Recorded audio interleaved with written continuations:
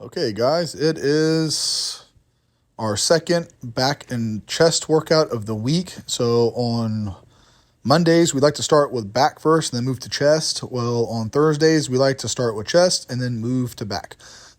So with this movement right here with the cable crossover, I cannot feel my right pec, well, my shoulder and arm going further back than my left. This feels 100% even to me, but as you can tell, my elbow on my right arm is way further back than the elbow on my left arm. And that's just because I don't have a sense of restriction in that side because that pec doesn't get tight because the surgery. It's just weird feeling. But with these, we do like with everything else, 4 sets of 8 to 12. And the last set, we try to do as many as we can. And that includes doing a few partials at the end of the set if we absolutely have to at the very last set. So Richard's going to go ahead and do the exact same thing. He's going to do a nice, slow, controlled stretch, and then with a hard contraction at the top, squeezing it for a brief moment before he goes back into another nice, deep stretch. So this night right here, last time I did this workout right here was not last week, but the week before last, before I took my deload week. Then when I moved to pec deck, this exact movement right here coming up, boop, that one. I felt it directly in the scar and the incision of my pec where I had surgery. And it just felt like a sharp stabbing pain, and it was kind of really awkward feeling. And it didn't feel like anything was tearing. It just felt terrible. And I didn't like the way that it felt whenever I was doing it. So I reduced my weight, slowed my reps down, and I just changed how I was doing the exercise very slightly by going lighter. Again, I'm not in a big hurry to get hurt. I'm not trying to get hurt. Nobody cares how much weight you use, guys. They really don't. Unless you're competing in powerlifting, and even then, unless you're going for a world record, nobody cares. Because whenever I used to compete in powerlifting, nobody cared how much weight was on the bar, to be completely honest. When the super heavy weights were going up and the equipped lifters and they had like 7, 8, 900 pounds on the bar, people would gather around just because it was a massive amount of weight and it was super impressive to watch in person. But generally speaking, everybody else there, nobody cares if there's 1 plate, 2 plates, 3 plates on the bar, whether you're benching, squatting, or deadlift. Everybody just wants to see you strain and struggle. Not because they want to see you suffer, but they know what it feels like to be under a load and hit a PR and have to fight for that PR, and the sensation and the joy and rewardment that you get out of hitting that PR and that grind that you have to go through to get that PR for that moment, everyone can basically vicariously live through that person on the platform whenever they do that. And everyone gets to experience that through them over again. So regardless of what's on the bar, even in powerlifting meets, unless it's a world record, nobody really honestly cares. So you care, and your circle of friends might care, but even then your circle of friends may not care, but it's important to you.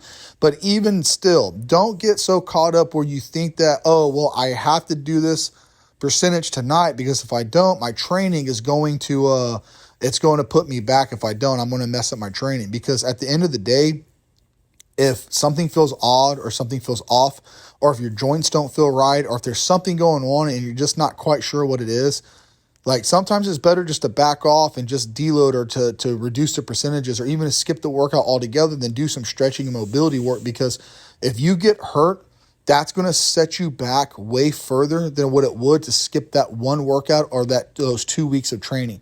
Because take it from me, I have pushed through moments of pain and oh, this doesn't feel right, or this is clicking, or this doesn't feel correct, or oh man, there's just something off tonight, and I've torn both my groins on separate occasions.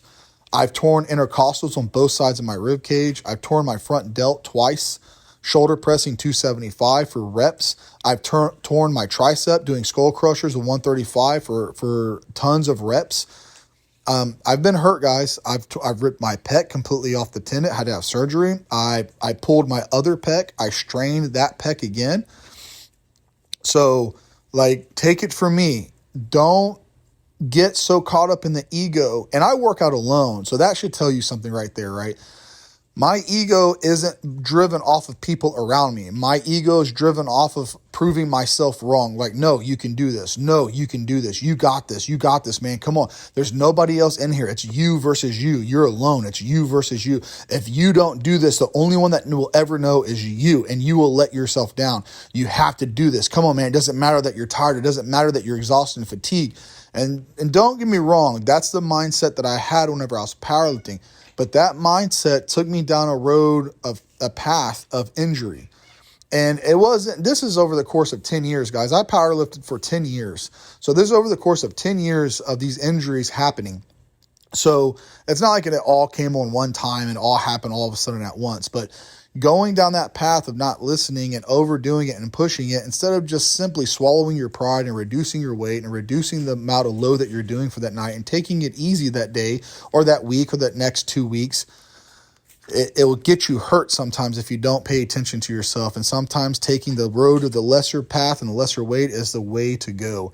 Now, I'm not trying to preach to you guys and say this is how you have to do it or listen to me and follow my advice 100%. This is just me pretty much speaking my experience. I'm not a guru. I'm not telling anyone not to do it, not to do this or that. At the end of the day, you have to walk your journey on your own. No one's going to lift those weights for you. No one's going to eat that food for you. No one's going to do that program for you. No one's going to sleep for you. No one's going to cook your food for you. Well, maybe some people are fortunate and they have loved ones that help them cook their food, but like me, my wife helps me cook my food and preps my meals for me a lot of the time. So I'm very fortunate with that. But back to what I was saying. This is your journey alone. You have to make the decision to go through that pain. You have to make the decision to go through that amount of agony to lift those weights and those loads and have those aches and those pains, that muscle soreness and those joint pain and joint sores. I know they say, well, if you have joint pain, then you're doing something wrong. That's not always the case. You could have an imbalance or dehydrated, or you stepped wrong, or you slept wrong, or you sat in your car wrong, or there's a lot of things that can cause you to tweak your body in certain ways that can lead to a lot of pain inside the gym that happen outside the gym. But staying on top of it and being aware of it and taking care of it before it becomes a problem is the best thing you could do for yourself. So anyways, that's my little rant about powerlifting and injury. So anyways, so back to what I was saying. So like if I'm in the gym now that I'm bodybuilding, I'm not worried about how much weight I'm using. I care about the way the muscle feels. Going heavier can produce a bigger muscle because it's a stronger muscle, but going heavier is not always needed, especially for me at this point in time in my life. And I'm not speaking for everyone. I'm speaking for me. I don't feel like I need to go so heavy on everything anymore because right now what I care more about is flexing the muscle, contracting the muscle, straining the muscle, and feeling the muscle work, right? I want to feel that contraction. I want to feel that squeeze. I want to feel that hard muscle burn where I fatigue the muscle and all I feel is the muscle. So if I have to drop my weights way down to get that sensation and that feeling, that's what I'm going to do. I start going too heavy. I stop feeling it in the muscle. I stop myself, I reassess myself, and then I lower the weights, and then I start over. Like I was doing my seated iso rows. Now I do those on Mondays, my seated iso rows. I got to the point where I was doing 3 plates a side, and guess what? I wasn't feeling it in my lat. I wasn't feeling it anywhere. I was just straining and gripping and going. Then I had a realization, how little bit of weight can you use and feel the muscle at its absolute hardest contraction? So I dropped all the way down to 25 pounds. And guess what? Doing 25 pounds with a explosive positive, a hard hold and contraction, and a slow negative with a deep stretch, I felt it so aggressively that I felt around 10 to 12 reps. When I was doing the 3 plates, which is 135 pounds, instead of a 25-pound plate, I was doing 135 pounds. I felt nothing but strain. And it wasn't like, oh yeah, I got a great pump for this. It just wasn't that good of a feel. So when I dropped down to the 25 pounds and humbled myself and put myself in check, I started feeling my lat more. I started engaging my lat more, and I started developing on my lat more. So right now for me, everything is about targeting the muscle. If you don't feel the muscle working, reduce the weight. Try to feel the muscle. If you don't feel the muscle on that movement, well, there might be another muscle or supporting muscle or a secondary muscle that's too weak, and that's what you're feeling it in. And once that develops and gets strong enough, then you might feel it in that muscle. If you don't, then change the exercise for something else. Like primary example, if you're bench pressing and you feel it, and this is typically beginners and people that haven't worked out in a very long time. But anytime somebody starts to bench press for the first time in their life, they generally feel it in their triceps. When they first start working out, it's always in their triceps. I don't feel it in my chest, I feel it in my triceps. Well, that's because your triceps are so weak, they're taking the blunt of the blow. So they're working as hard as they possibly can to keep up with the chest because your chest is stronger than your triceps. But once your triceps catch up, you no longer feel it in your triceps, you now feel it in your chest, and predominantly in your chest and shoulders. Now, if you do close grip bench press, obviously you're going to feel it more in your triceps. But whenever you start benching regular or wide grip, you should feel it all in your chest and your shoulders. If you don't, then your triceps are behind. But once they catch up, you stop feeling it in your triceps.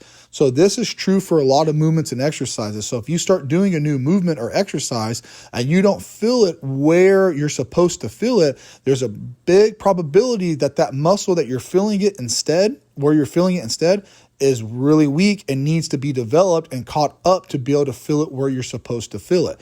Does that mean that you should keep doing that exercise so that muscle catches up? I don't know. That's your choice. Or should you change that out for a different exercise? I don't know. It just depends on how developed that muscle already is and what you're trying to go for.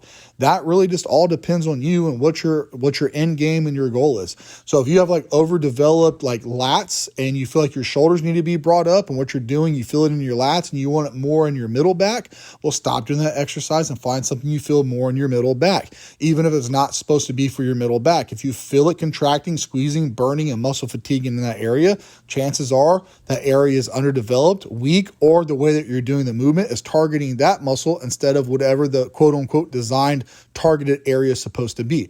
Everybody's leverages are different. If you have long forearms and short, I forget what the bone's called in your upper arm, but if your bicep area is a short bone and your forearms are really long, your leverages are going to feel different than someone who has very, very short forearms and very, very long upper arms. If you have a very long torso and short legs, or very long legs and a very short torso, if you have long shins and short thighs, or long thighs and short shins, your leverages are going to be different. There's nobody out there that is going to have the exact same leverages as you. I mean, they're going to be, don't get me wrong, but it's not like a very common thing that you're going to find someone that has the exact same bone length as you that puts their leverages identical to your leverages. So just because someone says, hey, you have to do this exercise for this muscle group, I'm telling you, this is going to blow your back up. These 3 exercises will blow up this or make this grow or do this for that. Or if you want to get this, then you have to do these 3 for that. Well, those work for them because more than likely the leverages of their body, that's where they felt that the most, and that's what got them the best results because of their leverages. So just because something works for someone doesn't mean it's going to work for everyone. Again, you have to find what works for you, and that is going to vary on your height, your leverages, your muscle development, and just overall how your joints move and how your mobility is. So keep that in mind when you guys are working out. Remember, don't get into a program so deep that it's dogma and you can't change it out if you don't like it. Play around with it, mess around with it, find something that's fun for you to do and that you enjoy doing. And just always have fun with it, guys, because if you're not having fun with it, you're not going to enjoy it. Well, that's it for the video, guys. Thanks for watching. I appreciate it. And until my next video.